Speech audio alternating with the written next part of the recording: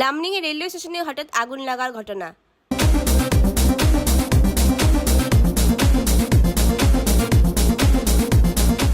রাতে লামনিং রেলওয়ে স্টেশনে একটি অঘটন ঘটে।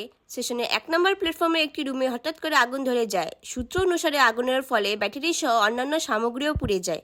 বৈদ্যুতিক শর্ট সার্কিটের কারণে আগুন লেগেছে বলে সন্দেহ করা হলেও প্রকৃত কারণ এখনও জানা যায়নি। লামনিংয়ের রেল পুলিশের তৎপরতায় আগুন নেভানো সম্ভব হয়। সৌভাগ্যক্রমে পুরো রেলওয়ে স্টেশনটি রক্ষা পায়। লামনিং টাইম রিপোর্ট।